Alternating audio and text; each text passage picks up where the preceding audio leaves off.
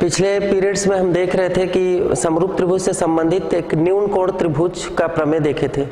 आज हम उसी से संबंधित अधिक कोण त्रिभुज पे बना हुआ एक प्रश्न देखेंगे। प्रश्न है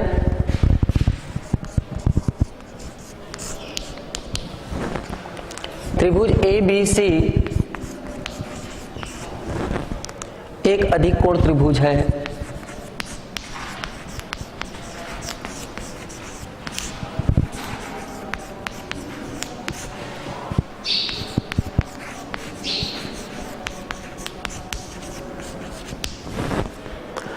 जिसका कोण भी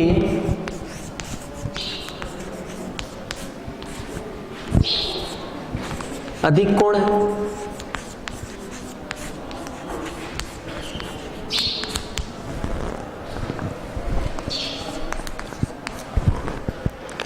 यदि AD परपेंडिकुलर अर्थात AD लंब है CB पर,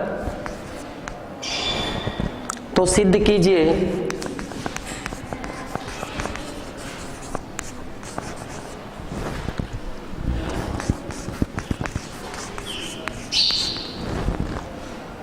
कि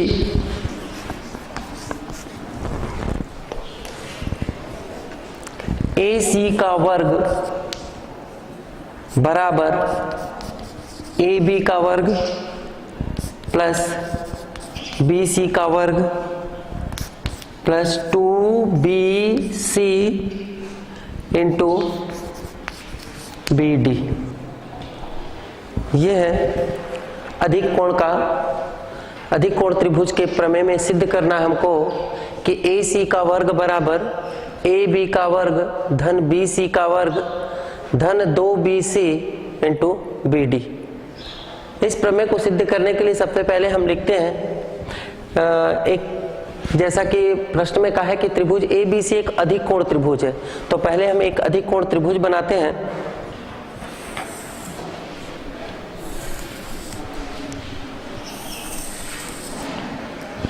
A, B और C। प्रश्न में कह रहा है कि त्रिभुज ABC एक अधिक कोण त्रिभुज है। ABC ये कोण भी अधिक कोण है, कह रहा है प्रश्न में कि जिसका कोण भी अधिक कोण है। अब हम इसकी BC रेखा को आगे बढ़ाते हैं और आगे बढ़ा के हम इस पर एक लंब डाल देते हैं। ये बोल भी रहा है कि यदि AD लंब है CB पर, AD लंब है CB पर, CB रेखा को हम कुछ दूर तक आगे बढ़ाते हैं और आगे बढ़ाने के बाद हम उस पर AD लंब डाल देते हैं। तब दिया है, जो दिया रहता है हम उसको दिया है में लिखेंगे कि त्रिभुज ABC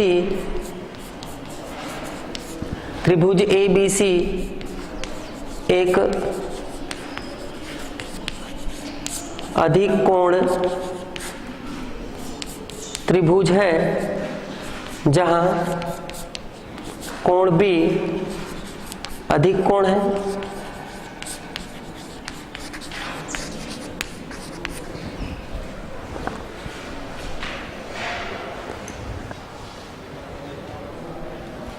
दिया है के बाद हमको सिद्ध करना है। दिया है में एक चीज और लिख सकते हैं कि त्रिभुज ABC एक अधिक कोण त्रिभुज है जहां कोण भी अधिक कोण है और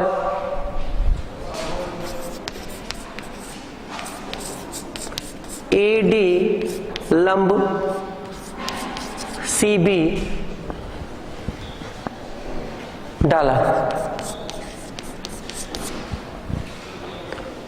सिद्ध करना है हमको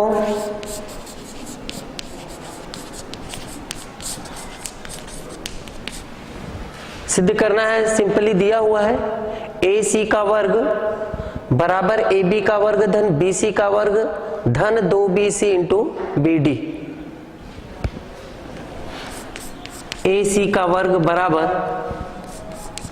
AB का वर्ग धन BC का वर्ग धन 2BC इंटू BD। ये हमको सिद्ध करना है। अब इसको सिद्ध करने के लिए हम आगे सिद्ध करने के लिए लिखते हैं उपपत्ति।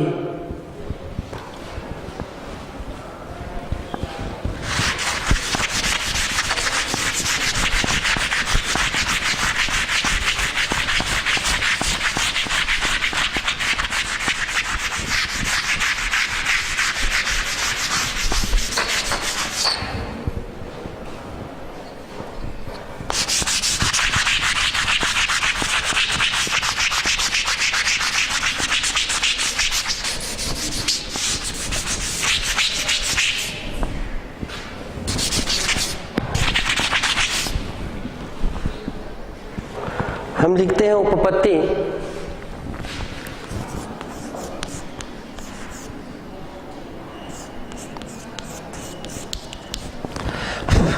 उपपत्ति में हम सबसे पहले लेते हैं त्रिभुज ADB में, त्रिभुज ADB में, त्रिभुज ADB में कोण D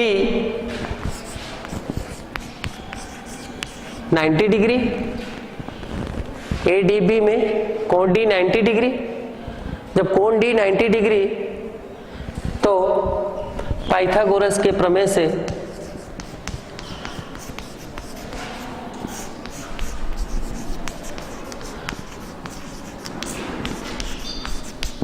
पाइथागोरस का प्रमेय होता है AB का वर्ग बराबर AD का वर्ग धन DB का वर्ग। पाइथागोरस का प्रमेय ये होता है ना, कर्ण का वर्ग बराबर लंब का वर्ग धन आधार का वर्ग। तब पाइथागोरस का प्रमेय हम लगाते हैं, तब ये हो जाएगा AB का वर्ग बराबर AD का वर्ग धन DB का वर्ग। इसको मान लेते हैं हम लोग समीकरण 1। त्रिभुज ADB में कोण D 90 डिग्री, पाइथागोरस के प्रमेय से AB का वर्ग बराबर लंब का वर्ग अर्थात AD का वर्ग, आधार का वर्ग अर्थात DB का वर्ग। सेकंड, त्रिभुज ADC में, अब पूरे त्रिभुज, इस त्रिभुज में, इस बड़े त्रिभुज में हम देखते हैं ADC में पुनः पाइथागोरस प्रमेय से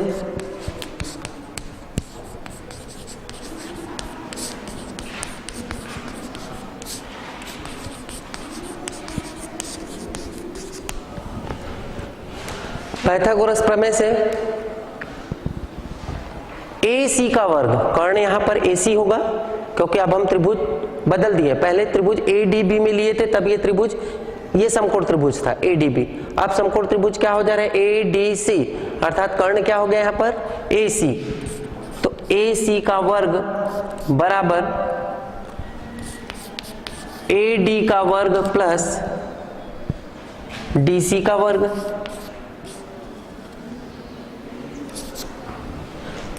AC का वर्ग प्लस DC का वर्ग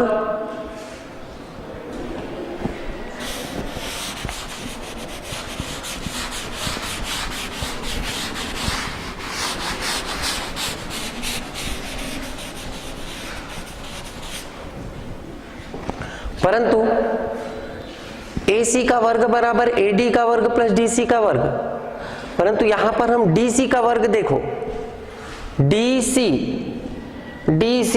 को हम क्या लिख सकते हैं DB प्लस BC लिख सकते हैं ना भाई। ये दोनों को ही मिला के तो हमारे पास DC हो रहा है ना, तो हम इस DC को हम लिख सकते हैं DB प्लस BC, इस DC को हम लिख सकते हैं DB प्लस BC का वर्ग। तब AC का वर्ग बराबर AD का वर्ग प्लस DC के वर्ग के जगह में हम लोग लिख लेते हैं DB प्लस BC का होल स्क्वायर पूरे का वर्ग।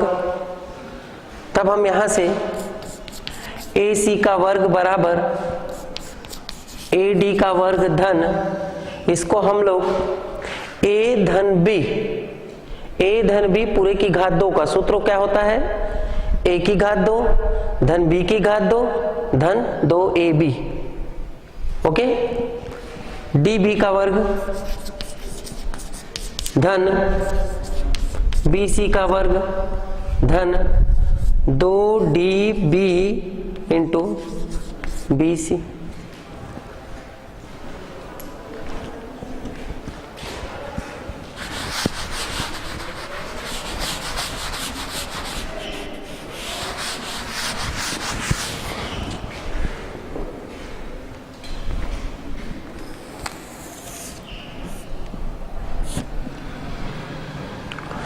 AC का वर्ग बराबर आ गया AD का वर्ग धन DB का वर्ग धन BC का वर्ग धन 2DB इंटू BC। परंतु अब आप देखिए समीकरण 1 से, समीकरण 1 आया था AB का वर्ग बराबर AD का वर्ग धन DB का वर्ग, यही आया था। देखो इसको यदि हम लोग समीकरण 2 मान लेते हैं,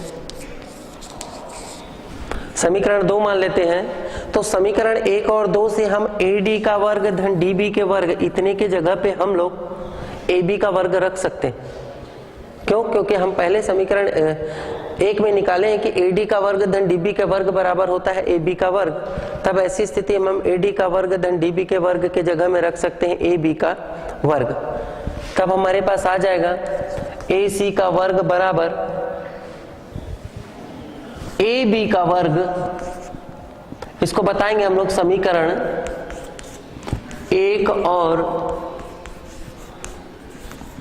2 से। AC का वर्ग बराबर AB का वर्ग धन BC का वर्ग धन 2DB इंटू BC, जो कि हमको यही सिद्ध करना था। सिद्ध करने का अर्थात हम इसको ऐसा भी लिख सकते हैं, AC का वर्ग बराबर AB का वर्ग धन BC का वर्ग धन 2BC इंटू BD।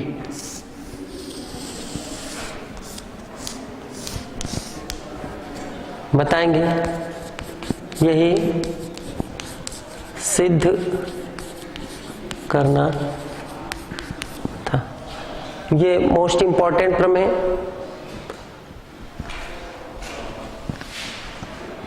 दोनों पाइथागोरस के प्रमेय समीकरण 1 और 2 से हम लोग ले लिए हैं। AB का वर्ग बराबर AD का वर्ग धन DB का वर्ग। समीकरण 2 आया था AC का वर्ग बराबर AD का वर्ग धन DB का वर्ग धन BC का वर्ग धन 2DB इंटू BC। तो हम इस AD के वर्ग धन DB के वर्ग के जगह पे हम समीकरण 1 से रख लिए AB का वर्ग। इस AB के वर्ग को हम इस पे रख दिए, तो AB का वर्ग धन BC का वर्ग धन 2DB इंटू BC। उसको हम जैसा सिद्ध करने के लिए कहा था उसी सीक्वेंस में जमा दिए। AC का वर्ग बराबर AB का वर्ग धन BC का वर्ग धन 2BC इंटू BD।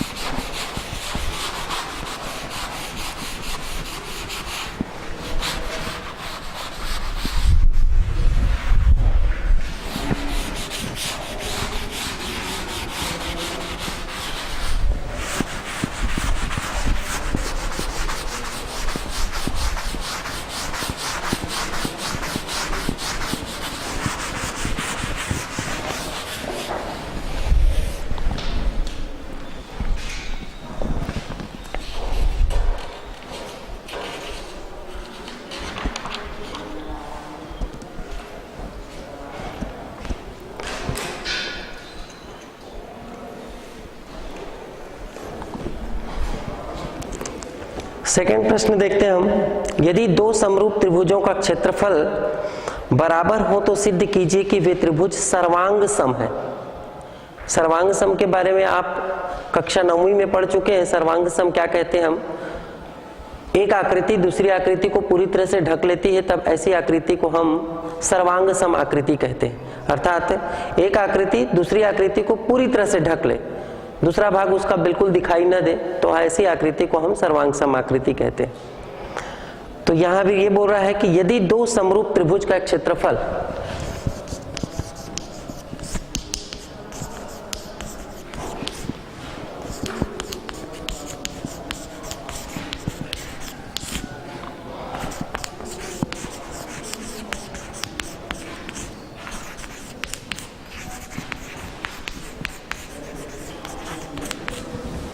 यदि दो समरूप त्रिभुजों का क्षेत्रफल बराबर हो, दो समरूप त्रिभुजों का क्षेत्रफल बराबर हो, तो सिद्ध कीजिए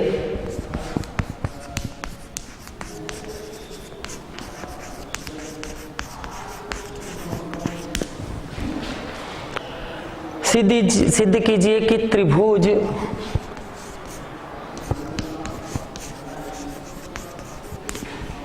सर्वांग सम है।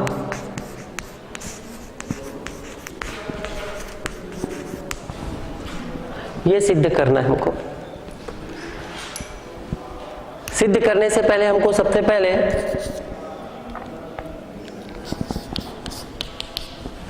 हल में दिया है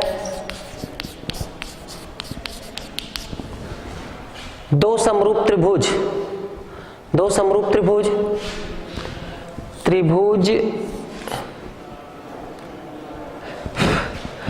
त्रिभुज ए बी सी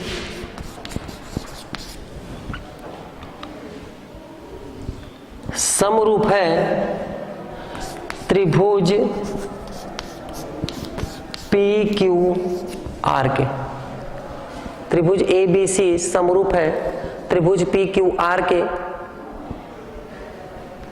हम बना लेते हैं चित्र।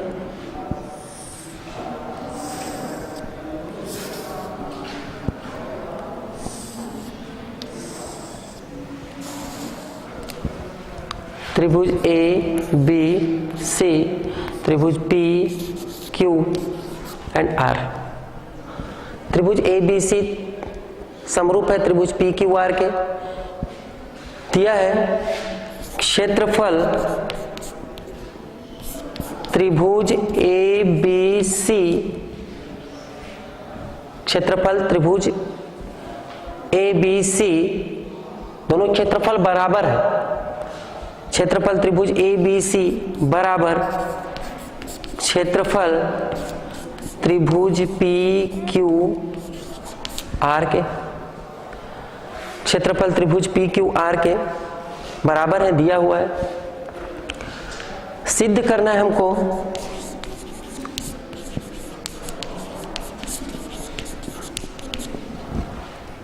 त्रिभुज सर्वांग सम है, अर्थात त्रिभुज ए बी सी सर्वांग सम है। ये सर्वांग सम आकृति का चिन्ह है।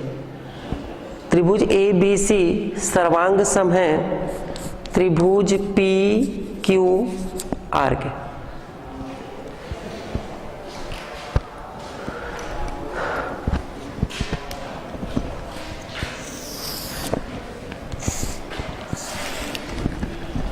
उपपत्ति।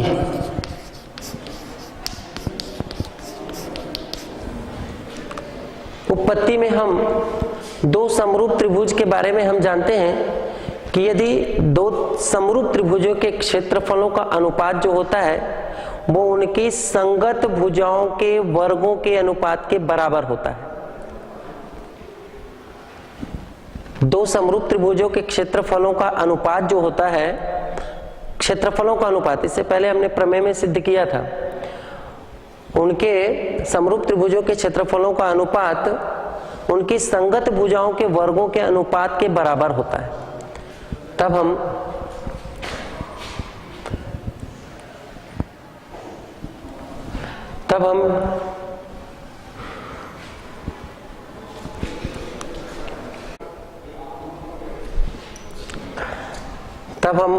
उपपत्ति में देख रहे थे कि समरूप त्रिभुज के क्षेत्रफलों का जो अनुपात होता है वो उनके संगत भुजाओं के वर्गों के अनुपात के बराबर होता है। हम बताएंगे यहां पर कि हम जानते हैं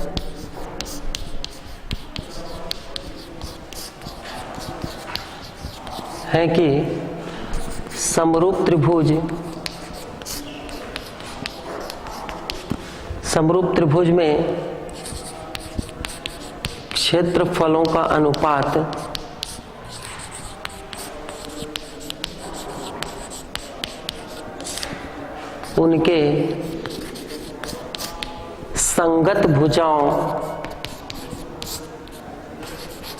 उनके संगत भुजाओं के वर्गों के अनुपात के बराबर होता है।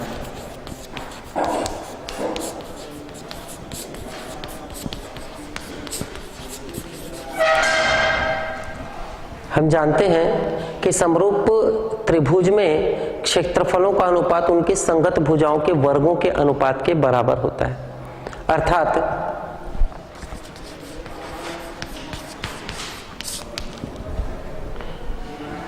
त्रिभुज ए बी सी का क्षेत्रफल बटा त्रिभुज पी क्यू आर का क्षेत्रफल बराबर, हम कोई भी एक संगत भुजा ले लेते हैं, बी सी का वर्ग बटा क्यू आर का वर्ग।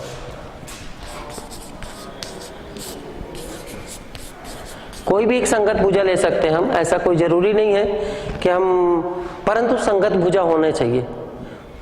तो त्रिभुज ए बी सी का क्षेत्रफल परिभाषा के अनुसार त्रिभुज ए बी सी का क्षेत्रफल बटा त्रिभुज पी क्यू आर का क्षेत्रफल बराबर ए बी का वर्ग बी सी का वर्ग बटा क्यू आर का वर्ग। परंतु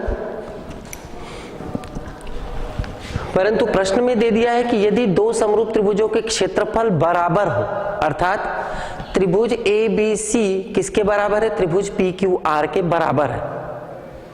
जब दोनों बराबर हैं, प्रश्नानुसार हम दे सकते हैं इसको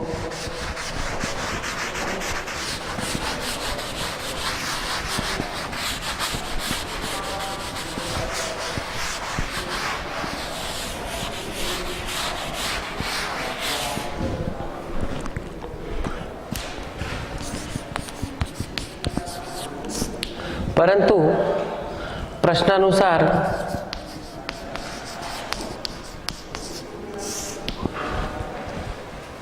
त्रिभुज ए बी सी का क्षेत्रफल बराबर त्रिभुज पी क्यू आर का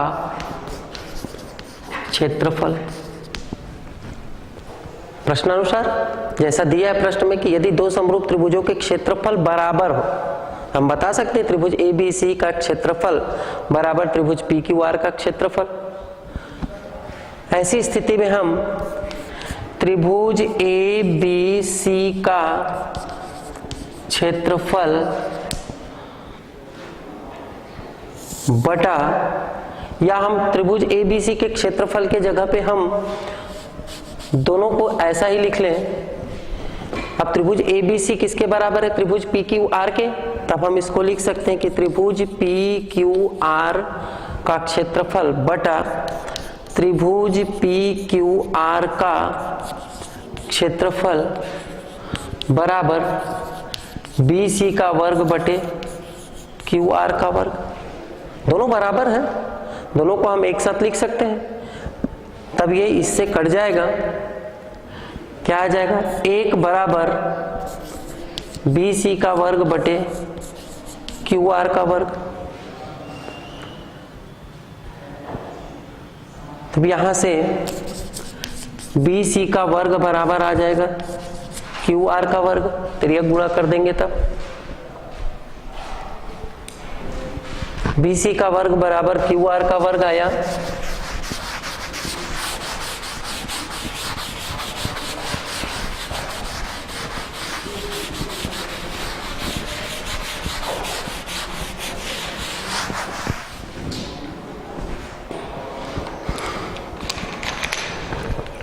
BC का वर्ग बराबर QR का वर्ग, तो BC बराबर क्या आ जाएगा? QR। इसको मान लेते हैं समीकरण 1, अर्थात उस त्रिभुज में BC बराबर जो है वो QR के बराबर है। अब त्रिभुज ABC और त्रिभुज PQR में चित्र में देखेंगे आप लोग कि त्रिभुज ABC और त्रिभुज PQR में कोण ABC जो है वो कोण PQR के बराबर है।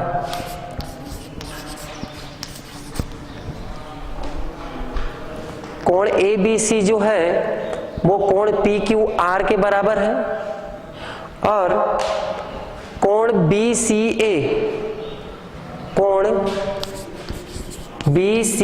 जो है वो QRP के बराबर है। कोण QRP के बराबर है। चित्र में देखेंगे आप तो कोण ABC बराबर है कोण PQR के और कोण BCA जो है वो कोण QRP के बराबर है और BC बराबर QR जो है वो हमको क्या मिला है? समीकरण 1 से प्राप्त हुआ है। BC जो है वो QR के बराबर है। तब ऐसी स्थिति में सर्वांग सम की परिभाषा यदि हम देखते हैं तो कोण भुजा की समरूपता से, कोण भुजा के समानता से देखते हैं हम कि त्रिभुज, अतः त्रिभुज ABC सर्वांग सम है त्रिभुज PQR के। यही सिद्ध करना था।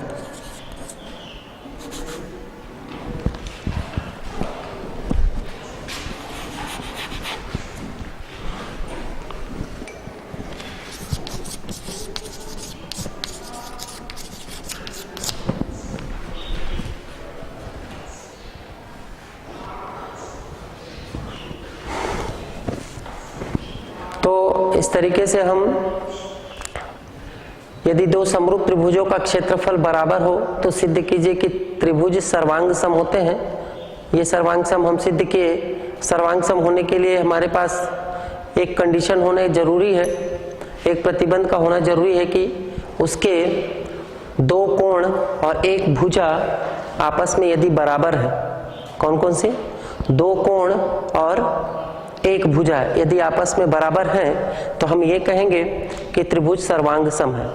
और त्रिभुज सर्वांग सम के लिए हमारे पास जैसा कि कक्षा 9वीं में और इससे पहले मैं बता चुका आप लोग को कि सर्वांग सम आकृतियां वे आकृतियां होती हैं जो एक आकृति को पूरी तरह से दूसरी आकृति ढक लेती है।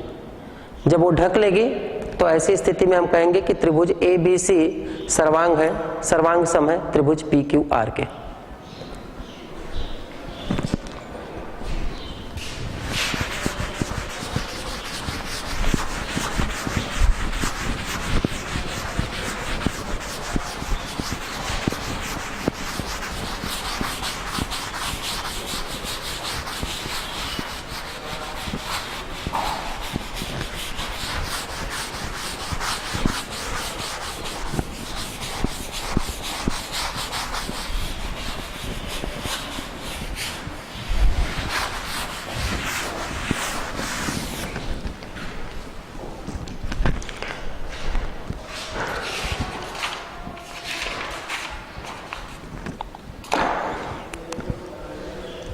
अगला प्रश्न देखते हैं हम। दो समरूप त्रिभुज का परिमाप क्रमशः 81 सेंटीमीटर और 54 सेंटीमीटर है।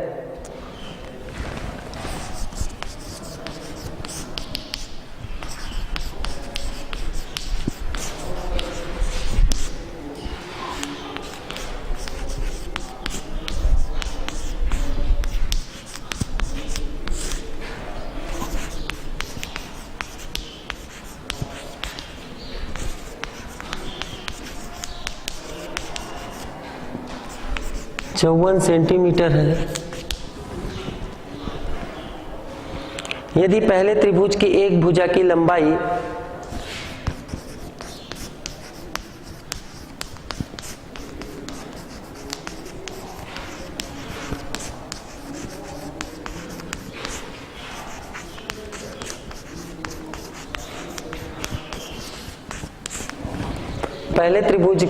एक भुजा की लंबाई 18 सेंटीमीटर है,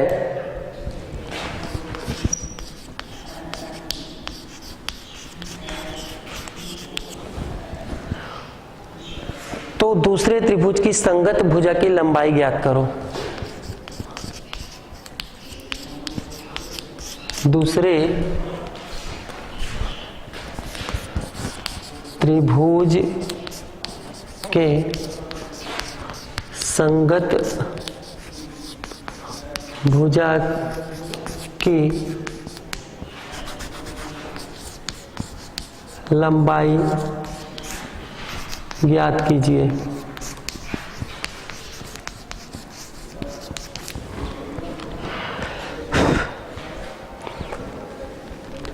दो समरूप त्रिभुज का परिमाप अर्थात त्रिभुज की तीनों भुजाओं का योग। त्रिभुज में तीन भुजाएं होती है, तो त्रिभुज की तीनों भुजाओं का योग, तीनों भुजाओं के योग को हम उसका परिमाप कहते हैं। तो दो समरूप त्रिभुज ABC और त्रिभुज PQR यदि हम लेते हैं, तो ऐसी स्थिति में उनका परिमाप 81 सेंटीमीटर और 54 सेंटीमीटर है। अर्थात त्रिभुज ABC का परिमाप जो 81 सेंटीमीटर और त्रिभुज PQR का परिमाप जो है 54 सेंटीमीटर है। तब हम लिखेंगे दो समरूप त्रिभुज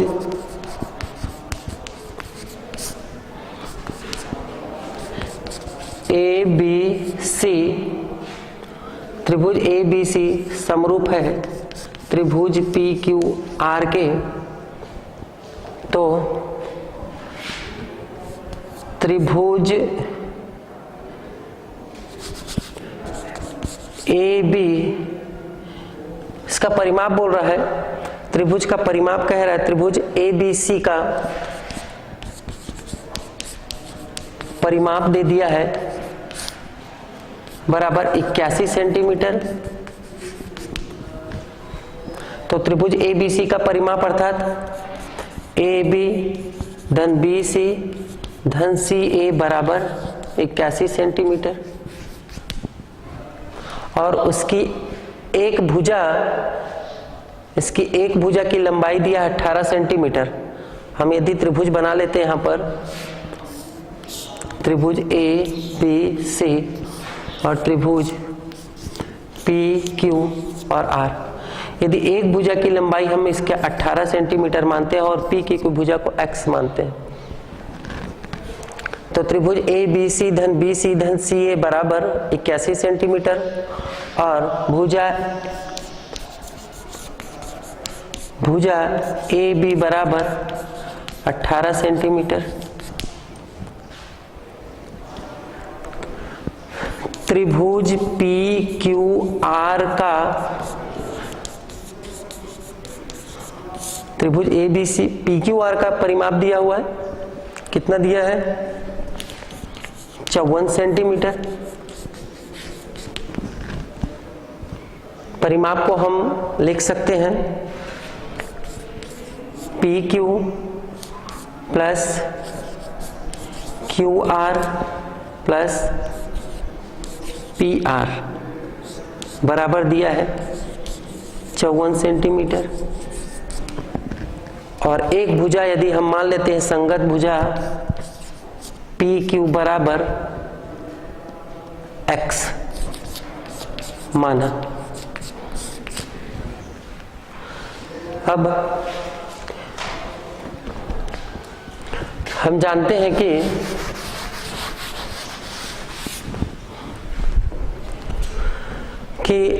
उनके संगत भुजाएं आनुपातिक होती हैं समरूप त्रिभुज में।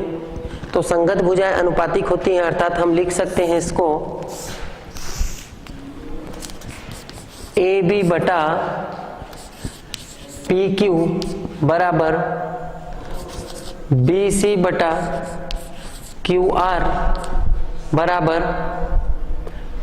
CA बटा PR बराबर, परिमाप लिखते हैं, AB plus BC plus CA बटा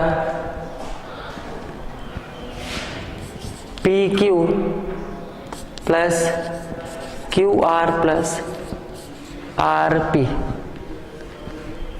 किसी भी एक भुजा के संगत हम ले सकते हैं इसको, AB बटा PQ बराबर AB plus BC plus CA बटा PQ plus QR plus RP। परिमाप, उनकी संगत भुजाएं और उनका परिमाप ये भी आनुपातिक ही होंगे। समरूप त्रिभुज यदि बोल दिया है तो उसकी कोई भी भुजाएं उनकी संगत भुजाओं के आनुपातिक होती हैं। तो AB की जगह में हम क्या लिखेंगे, AB हमारे पास दिया हुआ है 18 सेंटीमीटर बटा PQ को हम मान लिए थे x बराबर, इस पूरे परिमाप का मान दे दिया था 81 सेंटीमीटर और इसका मान दे दिया था 54 सेंटीमीटर।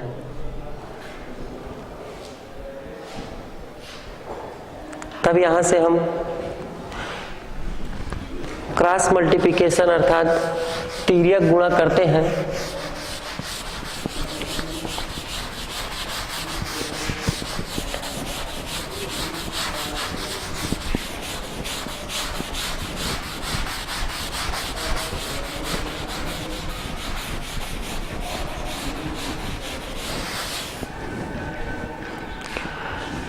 तिर्यक गुणा करते हैं तो ये हो जाएगा 81x बराबर 54 गुणित 18। तो x बराबर हो जाएगा 54 गुणित 18 बटा 81। काट देते हैं हम लोग,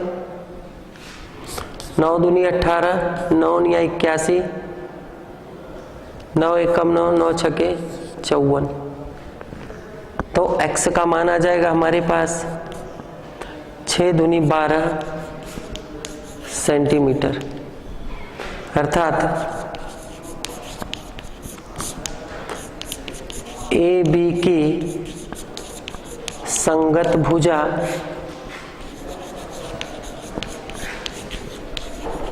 PQ बराबर 12 सेंटीमीटर, ये इसका आंसर हो जाएगा।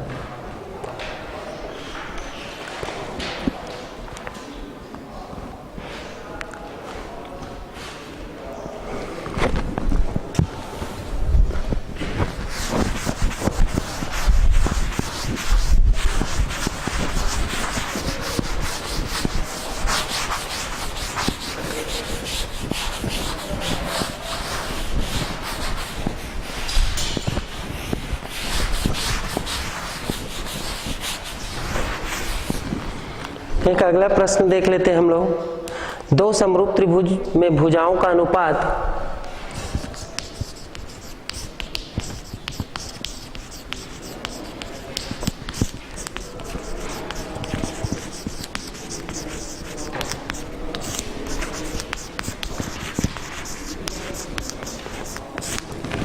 भुजाओं का अनुपात 2:3 है, तो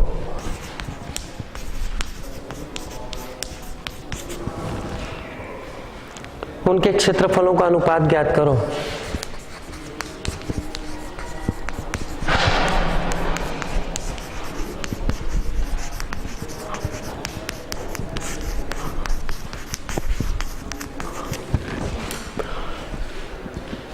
दो समरूप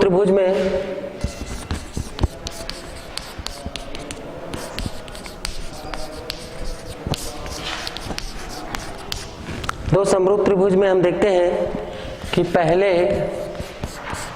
त्रिभुज की पहले त्रिभुज का क्षेत्रफल यदि देखते हैं, पहले त्रिभुज का क्षेत्रफल देखते हैं हम।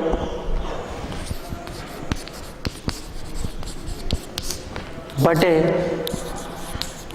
दूसरे त्रिभुज का क्षेत्रफल बराबर होता है उनकी संगत भुजाओं के वर्गों के अनुपात के बराबर होता है।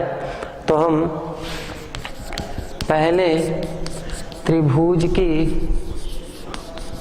भुजा का वर्ग बटे दूसरे त्रिभुज की भुजा का वर्ग। तब हम देखते हैं कि पहले त्रिभुज का क्षेत्रफल हमको उनके क्षेत्रफलों का अनुपात ज्ञात करना है। तो पहले त्रिभुज का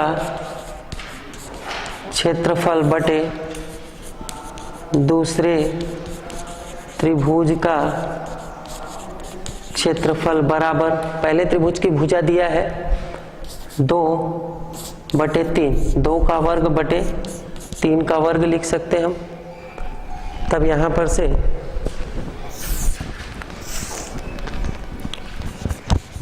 पहले त्रिभुज का क्षेत्रफल बटे दूसरे त्रिभुज का क्षेत्रफल बराबर हो जाएगा 2 दूनी 4 बटे 3 तिया 9, अर्थात क्षेत्रफलों का अनुपात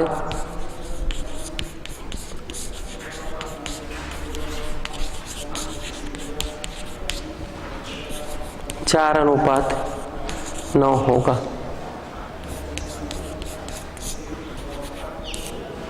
ये इसका आंसर आ जाएगा। इस तरीके से हम कल और समरूप त्रिभुज से संबंधित कुछ प्रश्नों के और हल देखेंगे और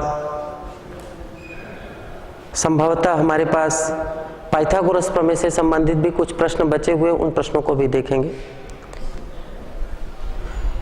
धन्यवाद।